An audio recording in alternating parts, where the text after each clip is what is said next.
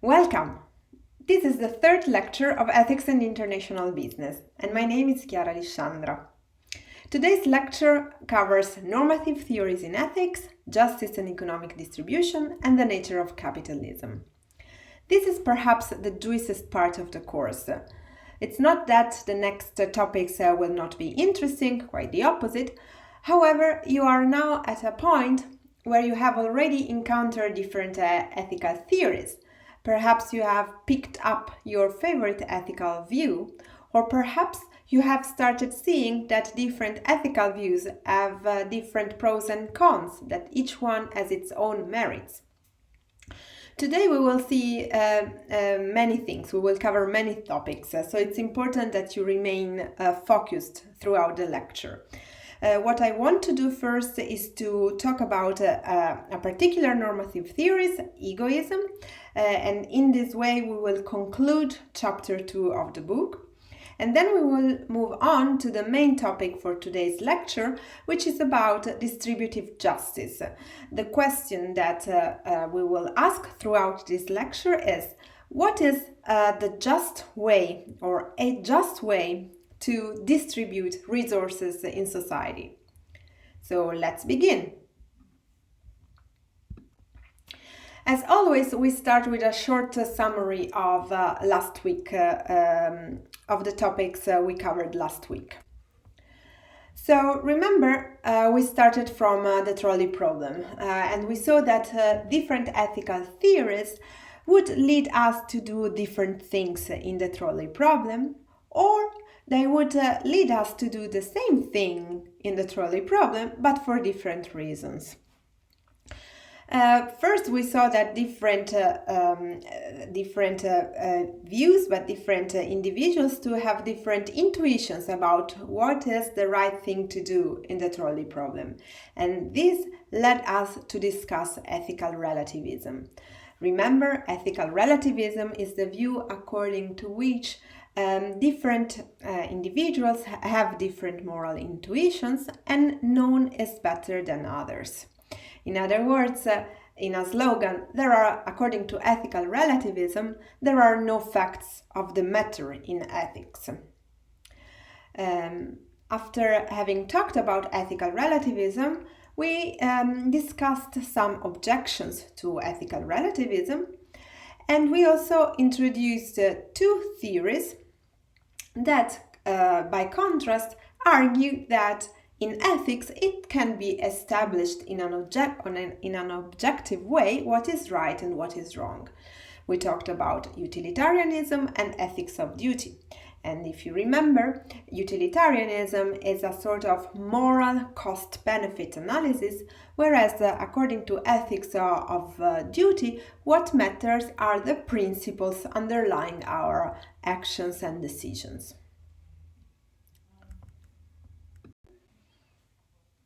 In the next slides, we will add a new ethical theory to our collection of ethical theories.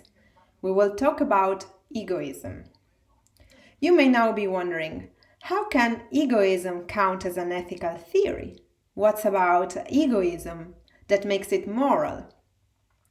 To answer this question, in the next slides, we will see the moral underpinnings of egoism. But before that, I would like to give you a quote by Ayn Rand. Ayn Rand was one of the most influential supporters of egoism, and in her work, The Virtue of Selfishness, which again sounds like a surprising title, writes, "The achievement of his own happiness is man's highest moral." How can it be that the pursuit of happiness is a man's highest moral? This sounds so much against all what we know about ethics. So let's see what's the story behind ethical egoism. Before we move on to the content of egoism, let me just tell you a few introductory words. So as I already mentioned, Ayn Rand was one of the most important defenders of egoism. Ayn Rand was a Russian writer who migrated to the US, and her Russian origins might also help us to contextualize her ethical views, her views on the free market, on individualism, which were at the opposite side of the spectrum of the ideas underlying Russian communism. Rand's ethical views influenced many libertarians and conservatives in the US. We will see more about libertarian views later on today. She was a close friend with Alan Greenspan. Alan Greenspan was the chairman of the Federal Reserve Bank from 2000 to 2006. According to the critics, Rand's views influenced also the easy money policies that Alan Greenspan adopted when he was the chairman of the Federal Reserve Bank. He left just before the crisis, and according to many, these policies were also some of the leading causes of the financial crisis. So here you can see how ethics, politics, and economics can be interconnected. So what are the key features of ethical egoism? What's at the heart of this theory? So egoism states that each person ought to pursue their own self-interest exclusively, and that the principle of self-interest accounts for all one's moral obligations of an individual or of an organization. How so? So here are two arguments that egoists set forth. And what they have in common is that they both criticize altruism as an ethical view. The first one is that by sacrificing ourselves, we are denying our rights as human beings. So the idea here is that altruism is self-defeating. So if we take altruism to its extreme, we will end up doing more good for others than for ourselves. Therefore, we will deny our own rights. And the second argument is that moral norms, according to egoists, are the expression of self-interest. So it's not that we tell the truth or keep promises or even do not harm others because these are right behaviors in a Kantian or a utilitarian sense. No, according to egoists, we do that because it's convenient for us. So we follow moral norms because it's convenient for us if others don't transgress such norms with us. Okay. So what do you think about these two arguments? Do you think that they are making that egoists are making valid points? Given that this is a recorded lecture, you can also pause it here and think about this for a second and try to anticipate some of the objections that we will raise later on.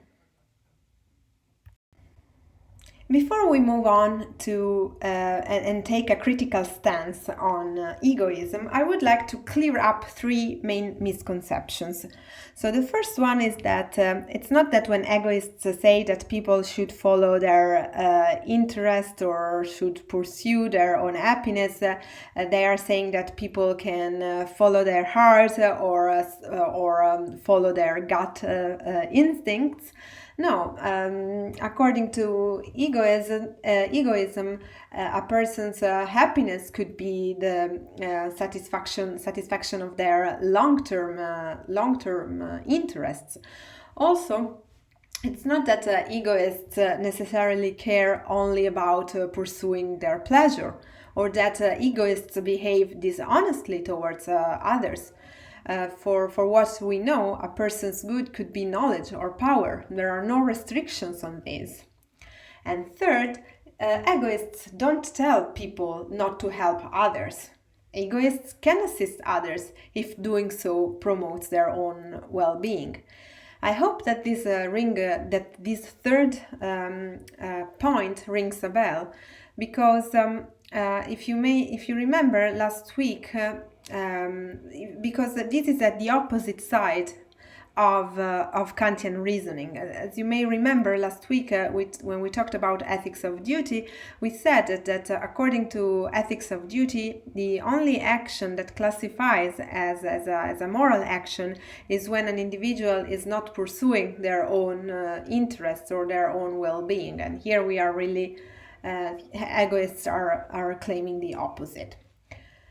So now that we have clarified these three misconceptions, we have also paved the way to real, more substantial objections to egoism.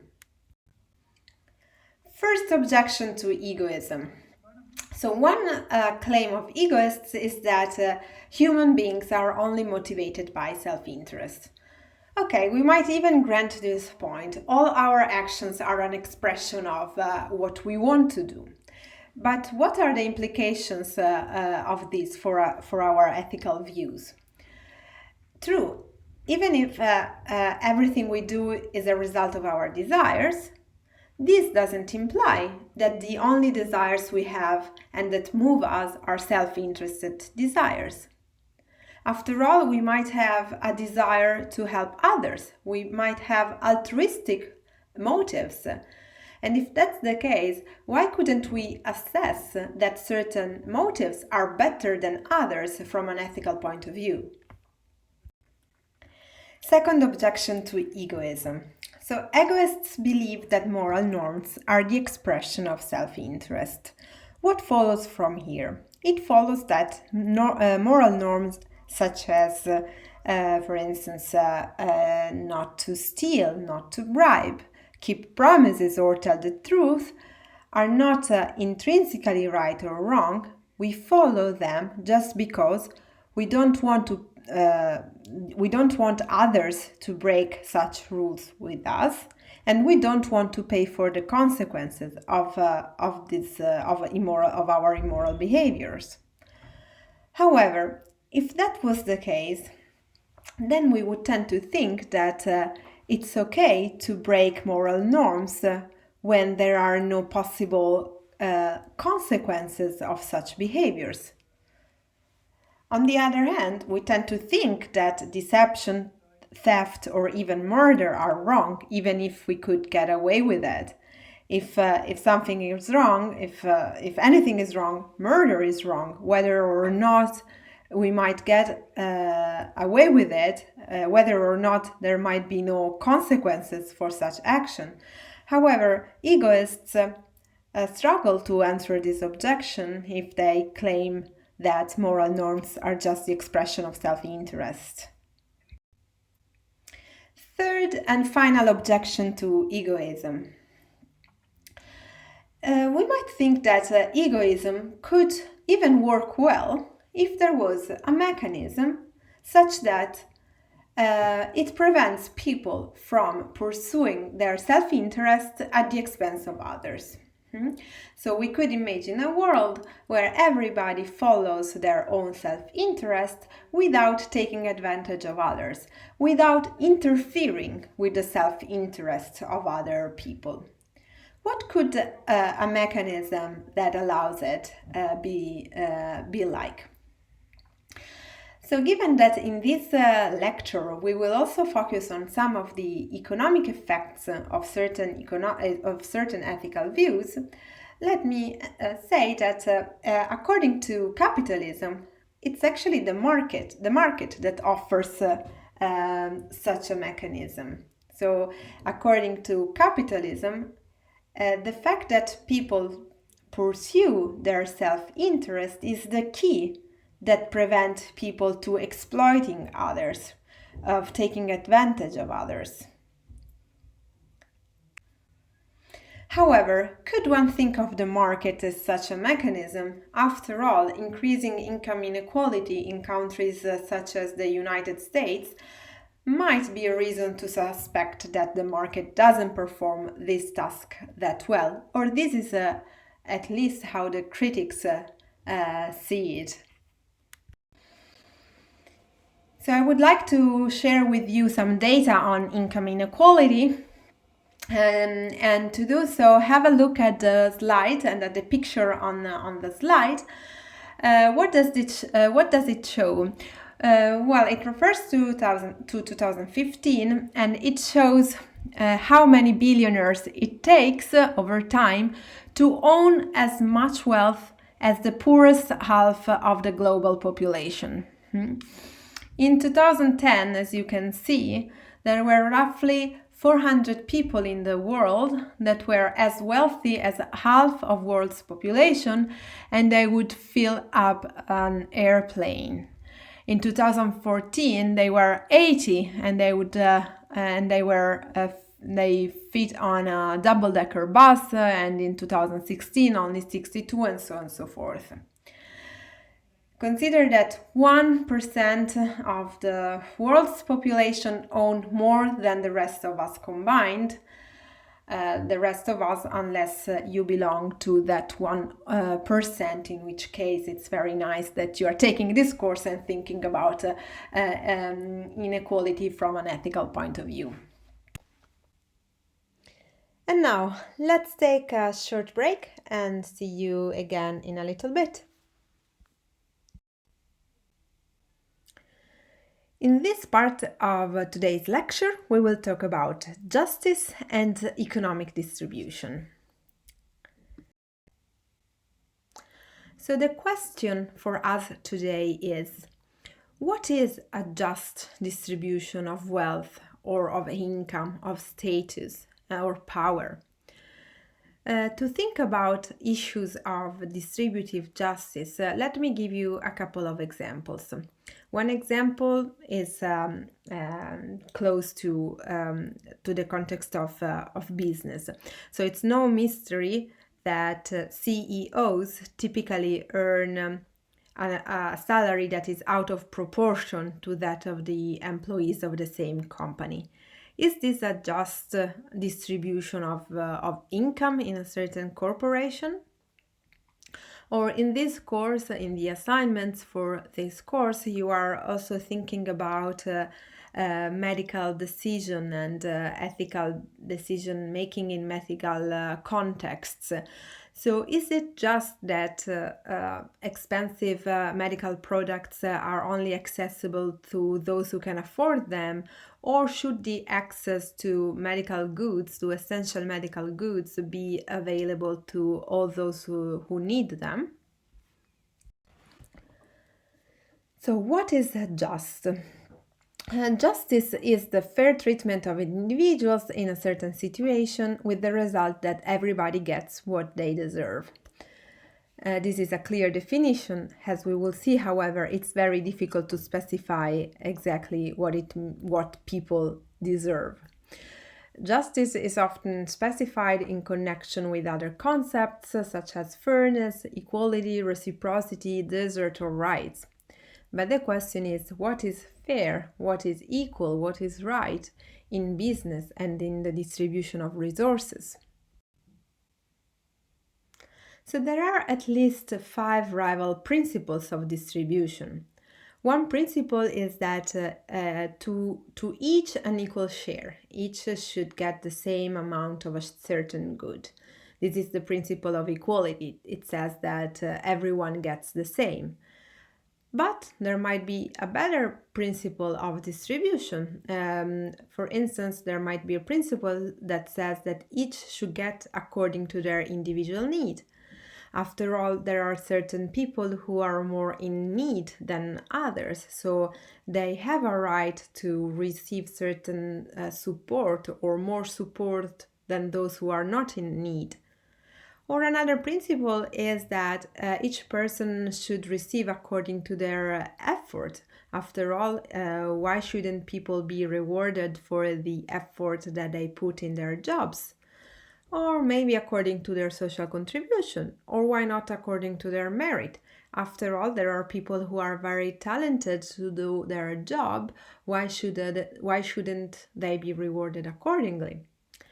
So there are plenty of principles. How do we decide among those? In the next slides, we will see how 3 different ethical theories utilitarianism, libertarianism, and ethics of and theory of justice, defended three different principles of distributive justice.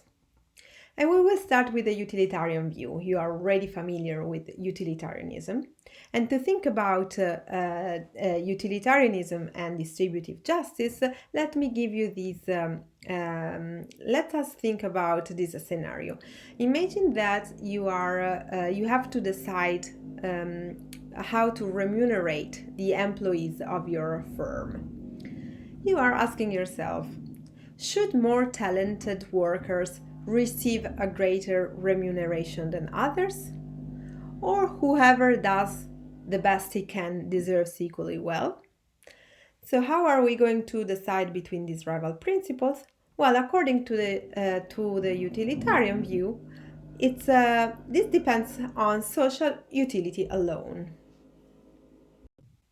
So let me add something to this. How does social utility help us discriminating among rival principles? So as you may recall, or you may expect, utilitarians such as John Stuart Mill think that rival principles of justice can only be reconciled on the basis of the principle of utility, such as through considerations of general well-being. Remember, according to utilitarians, the right principle is a principle that maximizes overall good. So the question for the utilitarians is, what is that principle of distributive justice that maximizes overall good? So the principle for utilitarians is a principle that favors equal income distribution. And the idea is that making the distribution of income more equal is a good strategy to maximize happiness. Why so? Well, because the successive additions to one's income produce on average less happiness than the earlier addition. This is a principle known as the declining marginal utility of money. And the idea is that the richer you are, the less you are going to benefit from an extra unit of utility or money or whatever goods we are considering. Okay. Last thing that I would like to add is that last week we talked about one possible objections to utilitarianism, and this objection was exactly a problem of distributive justice. I invite you to go back to that objection and think about the fact that this principle of equality of income might be a way for utilitarians to defend their views and to respond to that objection. Let's now move on to a different view, the libertarian view. So libertarians reject utilitarianism, and in particular, they reject utilitarian concerns for social well-being. Libertarians defend individual freedom rather than social welfare. Libertarians claim that utilitarians restrict the liberty of some individuals and interfere with their choices if doing so will promote greater overall happiness. Libertarians refuse to restrict individual liberty, even though doing so would increase overall happiness. Do you think that you live in a libertarian country? Well, to answer this question, it's enough to think of the way in which the state in many countries interferes with the life of its citizens. Think, for instance, of taxation or drafting or the limitations on the use of substances that many countries apply.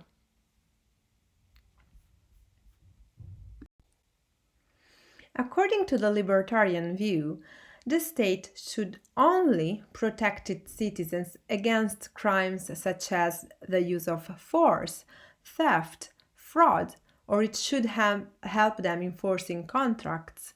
But other than that, the state shouldn't interfere with the life of its citizens.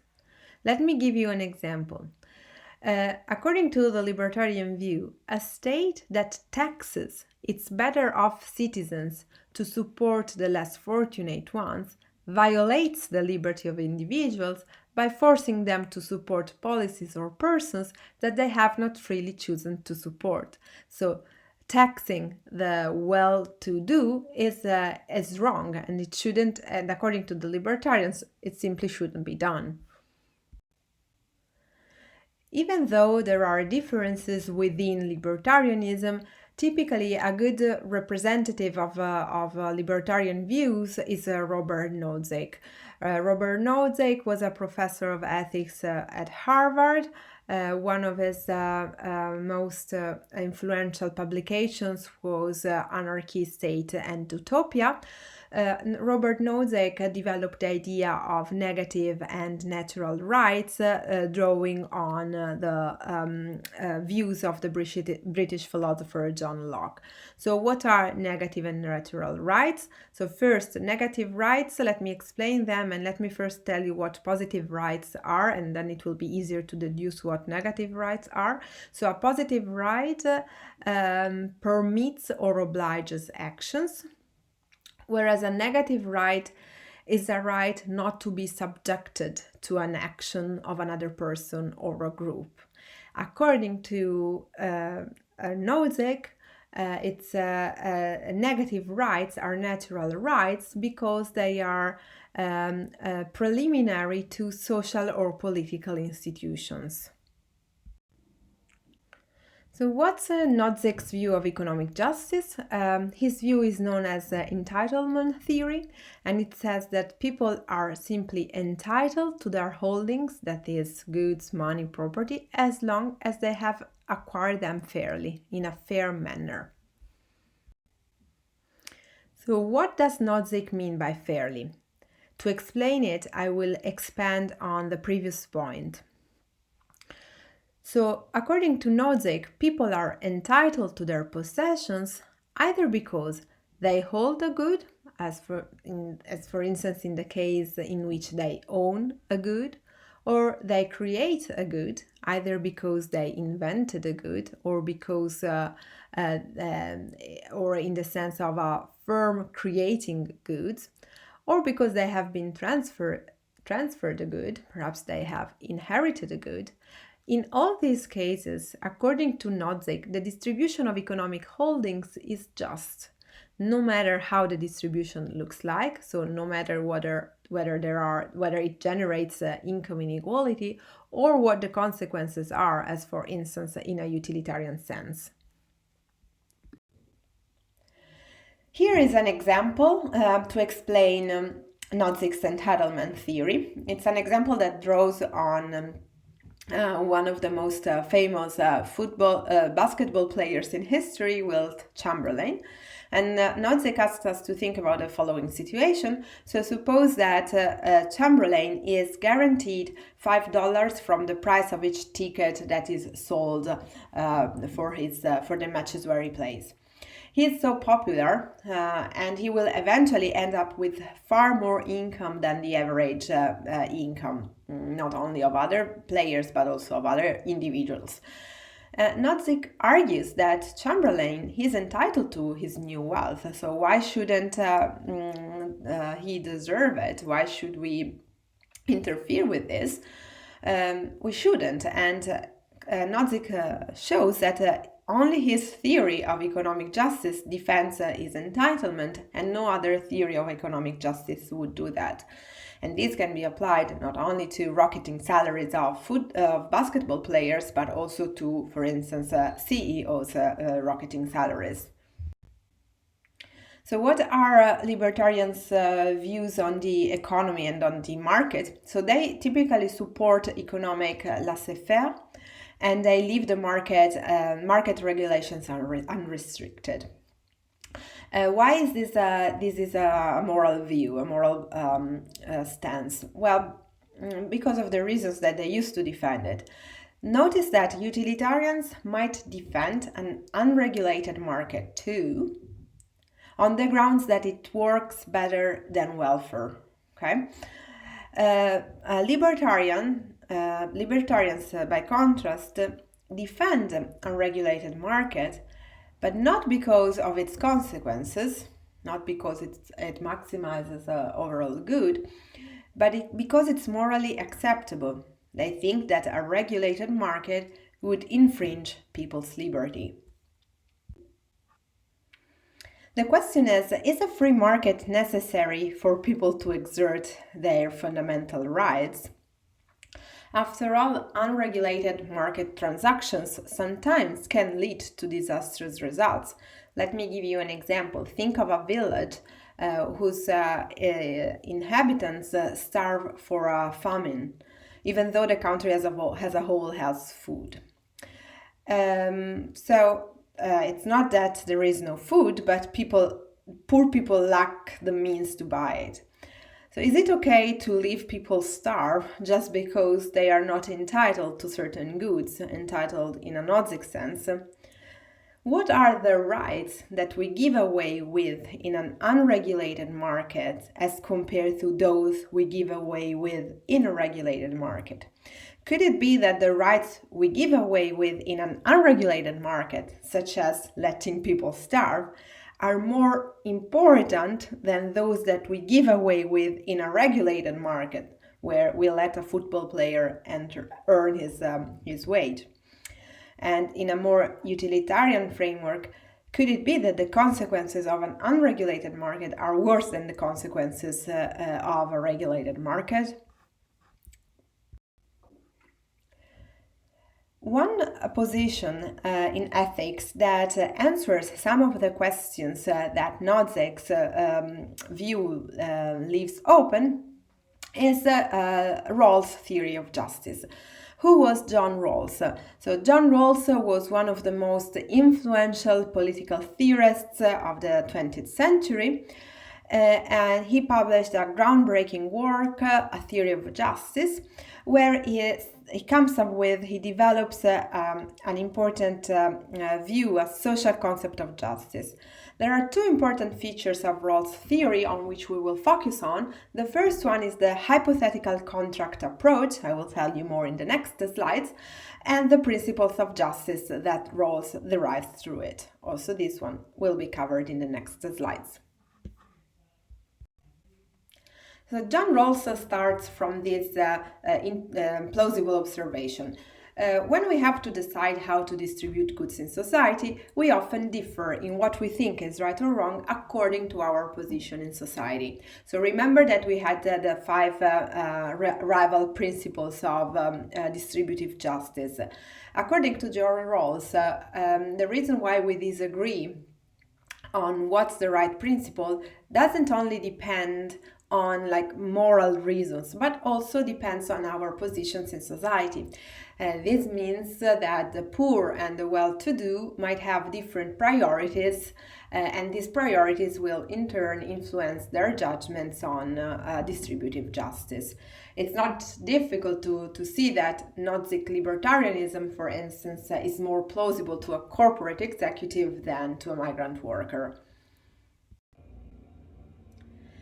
So, how do we choose among rival principles of distributive justice? To answer this question, Rawls developed a thought experiment that is known as the veil of ignorance, or the original position thought experiment. It's one of the most beautiful and debated thought experiments in contemporary ethics. And what does it ask us to imagine? So suppose that you and everyone you know could travel back in time. And you find yourselves in a world where there are not yet social arrangements and political systems. At that point, you are asked, how would you like to build up the society where you live in? Which principle would you choose that should govern society? Or which political system would you like to be adopted? According to Rawls, people will, in this situation, will choose that set of principles that is best for them and for their loved ones. However, Rawls also imagines that when asked, people will anyway be influenced by their background story. So the next step of the thought experiment is to remove all conditions that could influence the choice of an individual of a principle of justice. So we remove things such as economic background, whether we come from a rich family or a poor family, from a rich neighborhood or a poor neighborhood, whether we are talented to do a job that will make us rich, and so on and so forth. According to him, once all these biases are eliminated, then we have laid down the groundwork for a choice of fair principles. So, what are the considerations that individuals under the veil of ignorance will adopt to choose the principle of justice under which they want to live? So first, we could imagine that people would agree on this consideration. Everyone will want more rather than less of basic social goods. So everybody will want more income and wealth, rights and liberties, opportunities, status, self-respect, and so on and so forth. However, they will also consider that they cannot get all what they want. So they will also adopt the maximin principle, which says that they try to maximize the minimum of what they will receive. So they want to make sure that the worst that could happen to them is the least bad of the alternatives they have. So what are the two principles that they come up with? So first is that all people have the same basic liberties. So people will agree that everyone have an equal right to the most extensive total system of basic liberties, okay? And that such liberties, they have to apply to all. And second, the second principle is that we need to admit the possibility of social and economic inequalities in our societies. However, such inequalities should be allowed only if they meet these two conditions. The first one is that these inequalities have to be to the greatest benefit of the least advantaged people. And second, they have to be attached to offices and positions that are open to all under conditions of equality of opportunity. I will give you an example to explain the two conditions of the second principle. I'm now giving you an example to clarify what Rawls means. So imagine that we are in a world where there are only 4 jobs. You can either be a football player or a worker or a prime minister or a teacher.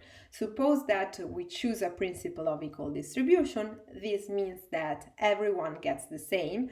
Every person, regardless of the job they do, will earn the same income. So let's have a look at this second scenario. Here we introduce P2 and there are always the only 4 jobs, but now different people, according to their jobs, earn a different amount of money. So let's have a look for a moment at the numbers in P1 and in P2. How are the numbers in P2 changed? Do you notice something particular? Well, it may not take long to notice that the numbers in the 2 rows sum up to the same total, 32 in P1 and in P2. However, they are distributed in different ways. Now, we could say that wealth is now concentrated in the hands of 2 categories, and that wealth has been taken away from the workers and the teachers. According to Rawls, this is an unjust distribution of wealth, and this is worse than a situation where everyone is equal. Why so? Because according to Rawls, the criterion for injustice is that there are inequalities that are not to the benefit of all. So how can we have inequalities that are to the benefit of all? Let's have a look at this third case. So here we introduce a third scenario, P3. Obviously, the numbers are different than before. They do not sum up to the total of P1 or P2. They are distributed differently across categories. However, this is a situation that, according to Rawls, is better than a situation of equality. And it's not only because this way everybody earns more. It's not just that, or better. It is that there are inequalities that are better, that anyway allow people to be better off than they would be in a situation of equality. And how a society could end up there, where we may imagine that by introducing inequalities, by allowing inequalities, we are also giving some categories the opportunity to develop. Also economically, the economy might grow, certain categories might create jobs opportunities for other people. And in a way, the fact that we allow certain people to become richer than others is also the key to make everybody better off. So this is a situation where everybody is better than if they would be, than if everybody would have to earn the same. There is yet another scenario where, according to Rawls, inequalities are better for everybody. And this is case 4. Okay, so let's have a look at the numbers here too. Now you can see that there are two categories that earn more there are two jobs that have the same income, football players and workers.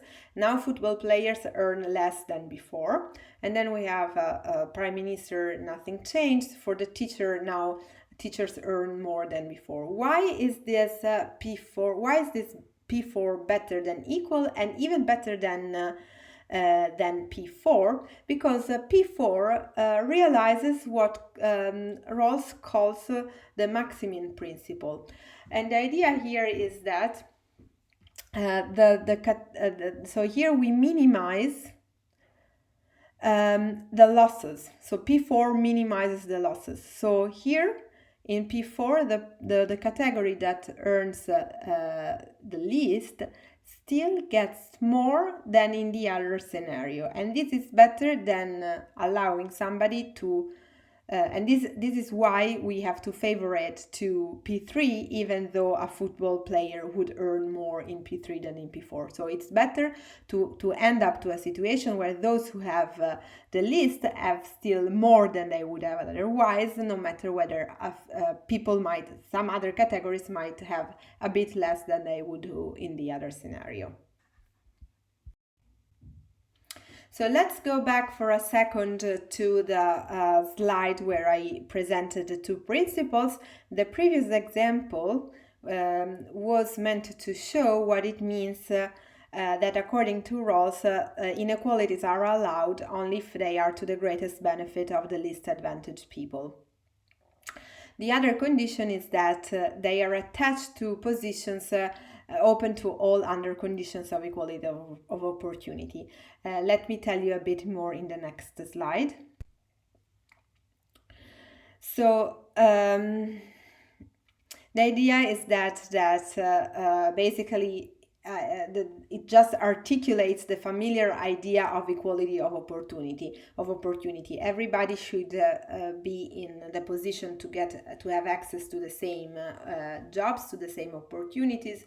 Job discrimination should be avoided, and the second part of the two principles aim at guaranteeing that everyone has equality of opportunity.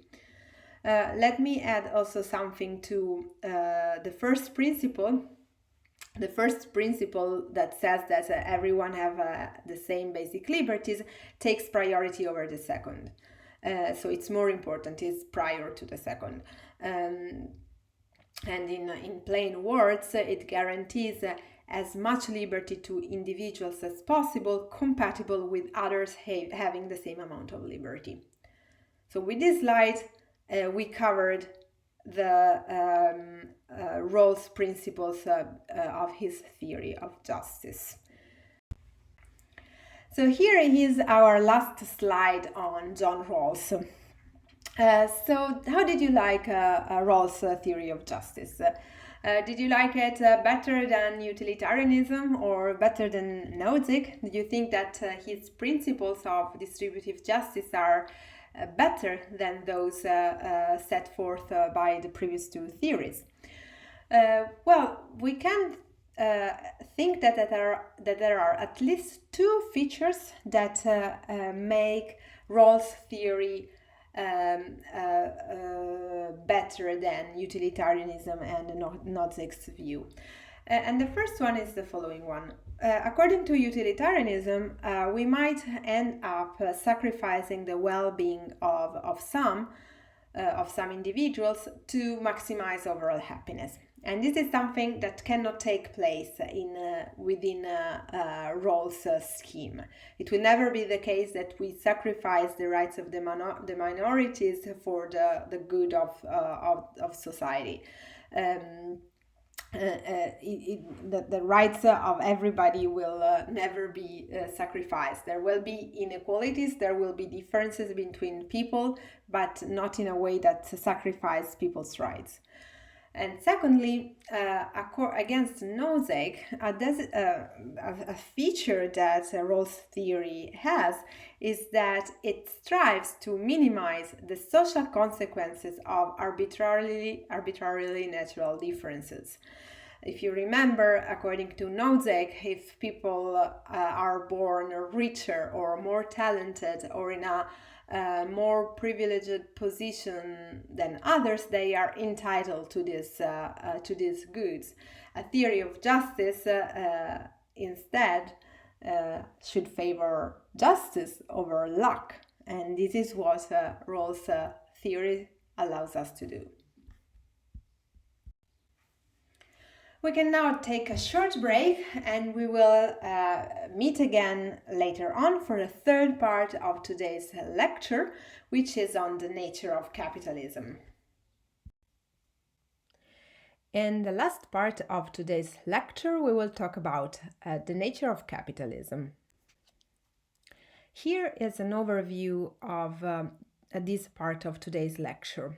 We will start with some key features of capitalism. Then we will move on to two classical justifications of capitalism that refer to the right to property and to the invisible hands concept. And then we will consider some fundamental criticisms to capitalism, including and in particular focusing on inequality and poverty. But first, let me tell you something about why we talk about capitalism in this course. So what we are interested in is the moral justification of capitalism. What are some of the moral, ethical issues related to capitalism? We will ask two questions. Is it possible that capitalism increase wealth without creating moral issues? And does capitalism enhance societies or rather harm them?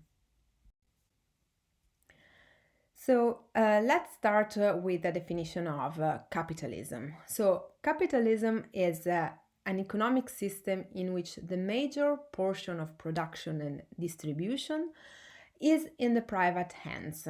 Okay, so let me give you an example. The United States is a capitalist country, is perhaps the most extreme capitalist country, and there all manufacturing firms are privately owned, including those that produce goods for the government, such as military hardware. And moreover, all businesses, whether small, medium, or large, are privately owned, including businesses such as banks, insurance firms, electricity companies, or transportation companies. The polar opposite of capitalism is socialism, which is instead an economic system that is characterized by public ownership of property and planned economy. This means that under socialism, there is a centralized planning rather than the market, and the centralized planning decides over the allocation of resources and the distribution of income.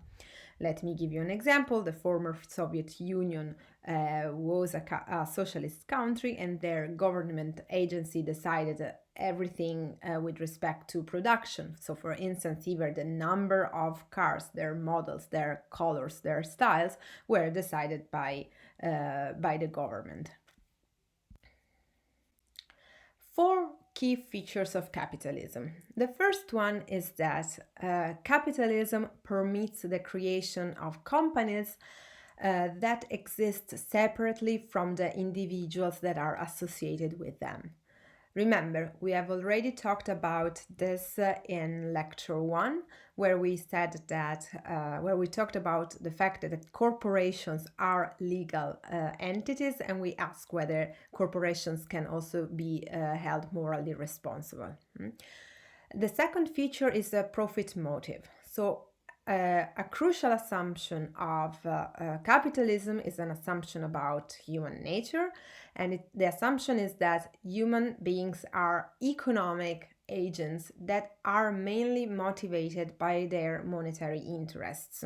Okay, we may ask, it's important to realize that the entire building of capitalism hinges on this assumption that individuals have profit motives. We may then ask, how can a society be a decent society where all individuals pursue their self-interests? Well, this is thanks to the third feature of capitalism, namely competition. Free competition is a key feature that permits that even if individuals pursue their social interests, still this might be beneficial for society. We have already discussed this before, and we will see this concept again later on. And finally, the fourth feature is private property. So capitalism requires private ownership of the major means of production, which means the land, machines, offices, warehouses, factories, and so on and so forth. So in the next slides, I will give you 2 moral arguments in support of capitalism. The first one is that people have a fundamental natural right to property, and our capitalist system is simply the outcome of that right. Okay? So this is a moral justification. We have a natural right to property, and capitalism just builds on that. Now, let me already make 2 critical comments on this argument. The first one is a comment because I would like you to reflect on the fact that the right to property is not commonly agreed on in different ethical views. For instance, utilitarians deny the existence of such right. So utilitarians think that there may be different property systems, but they say that there is nothing natural about things being either privately or collectively owned. According to the utilitarians, the moral task is to determine which property system, which allocation of resources and the organization of production has the greatest utility for all. Okay. And the second comment, notice that there are some critics that doubt that the right to property entitles one to have exactly the same property rules and regulations such as those of the United States. Let me give you an example. Suppose that you have a farmhouse in the outskirts of Groningen, and suppose that you grow coconuts in your farm. it's well, we could all agree that you have a natural right to your coconuts. So far, so good. However, suppose that one day you go to the bank and you bring your coconuts and you want to use your coconuts to earn more coconuts or coconuts interests. Okay. Now, the point is that the fact that you have some rights to use your coconuts doesn't imply that you also have a right to use your coconuts to earn more coconuts. In other words, a right to property is entirely compatible with an economic system that denies that you can use for instance, your coconuts to accrue more coconuts. In other words, we may have a fundamental right to property, but this doesn't mean that this guarantees capitalism in the way we know it. A second argument in support of capitalism has to do with Adam Smith's concept of the invisible hand. So the idea here is that rather than focusing on the right to property, the supporters of capitalism focuses on the economic benefits of capitalism, on the consequences of capitalism. And they claim that there is no other system that is so productive and so efficient as capitalism. And on these grounds, they claim that it should also be preferred on moral grounds. Okay, so this is a consequentialist argument. But how can we show that actually capitalism is socially beneficial? Adam Smith has an argument that explains this, and his idea is that basically when people are free to pursue their own economic interests, they will, even though they do not intend it, produce the greatest good for all. I'm going to read you a quote by Adam Smith that explains his thought. So he says, by directing that industry, so the activity, in such a way as its produce may be of the greatest value, an individual is led by an invisible hand to promote an end that was no part of his intention. By pursuing his own interest, he frequently promotes that of society more effectually than when he really intends to promote it.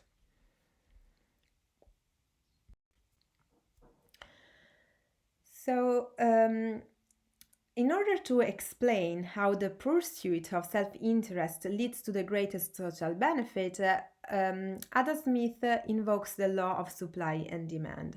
The law of supply and demand shows that an individual can pursue self-interest, but this will not lead to the domination of one individual over other people, because competition kicks in, and in a way competition keeps things under control. Okay,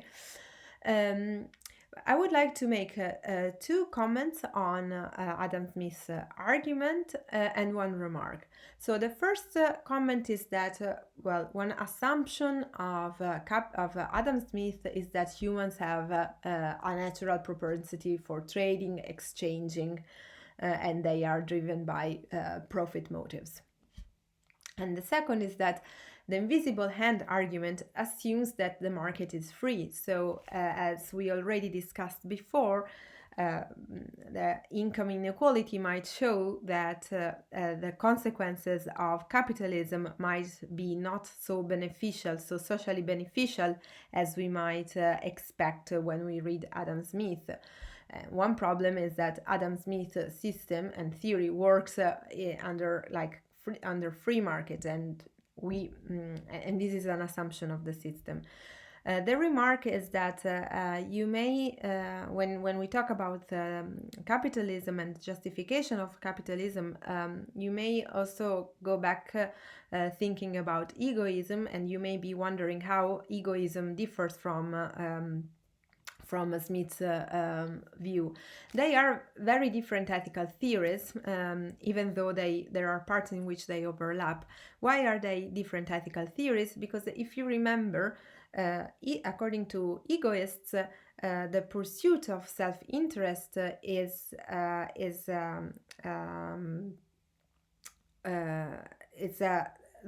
it's a moral argument. So the moral argument is to pursue self-interest just for the sake of it, whereas the argument here from Adam Smith is very different. It's a moral argument in the sense that it says that by doing that we lead to the best distribution of resources for all. We have now seen two arguments in favor of capitalism, and as always, I would like to ask you, what do you think about them? Do you think that they are strong arguments? Do they convince you? Do you support capitalism, or are you a critic of capitalism? What's your view on this? The reason why I'm asking is also because the arguments in favor of capitalism haven't convinced everyone that this is a morally justifiable system. In particular, we will see in this slide and in the next slides a number of criticisms to capitalism. The first one refers to inequality and to poverty. So the persistence of poverty and inequality challenges the fairness of capitalism and its claim to be a system that acts in the interests of all. In today's lecture, we have already talked about inequality. We have seen data that show that a tiny minority in the world owns as much as half of the entire population combined. We know that there are strong social and economic differences that prevent equality of opportunities. In the face of this, it's somehow kind of natural to challenge the claim of fairness that capitalism makes. However, the defenders of capitalism typically respond to this charge in three ways, and I will discuss each of you with you. So the first one is that the defenders of capitalism say that the government is interfering too much with the market. So they claim that if that we are not in an unregulated market and that the government is interfering with the market too much, and this is creating the distortions that we see. Okay, so I don't know what you think about it, but what I can tell you is that not many economists would agree with that. Economists seem to agree with the fact that in the last decades, the policies implemented by governments have actually done a lot to reduce poverty and to lessen, to a certain extent, inequality. Second, this response to the criticism is at the opposite end of the spectrum as compared to the first response. Here, the supporters of capitalism say that actually the government is not doing enough. It would be possible, according to them, to improve the situation by more political actions. The question here, naturally, for the supporter of capitalism then is, well, is this really possible? So if we increase the activity of the government, to what extent are we still living in a system based on capitalism? The third argument that the supporters make is that actually the benefits of the system nevertheless outweigh its weak points. So they say it's true, there is poverty, there is inequality, but what if the standards of living are any way better than before? So there might be inequalities, but if the poor are doing better than what they would do otherwise, then we should not criticize capitalism for the persistence of inequality. So this is an argument that asks us to think how things would be like in a different world under a different economic system. It's something difficult to test. However, we might still answer this criticism in the following way. Okay, it might even be the case that the poor are doing better than in the past, but this doesn't imply that they couldn't do better, right? So the fact that things could be worse doesn't seem to justify the possibility to see that things might be also better than they are. Here is our last slide for today's lecture, where we talk about a few more criticisms of capitalism.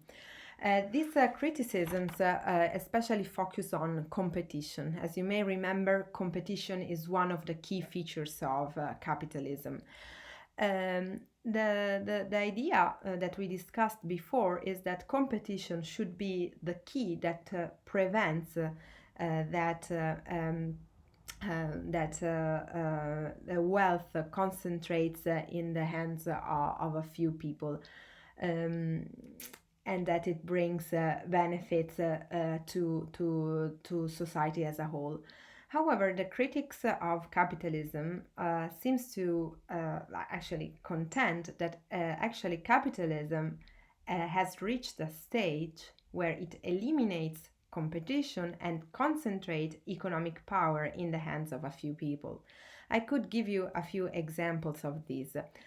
Think of the fact that we already mentioned before, that the 500 largest United States firms constitute at least 3/4 of the American economy. Their revenues often exceed the revenues of state governments and the GDP of other countries. Think only of the fact that General Motors has an annual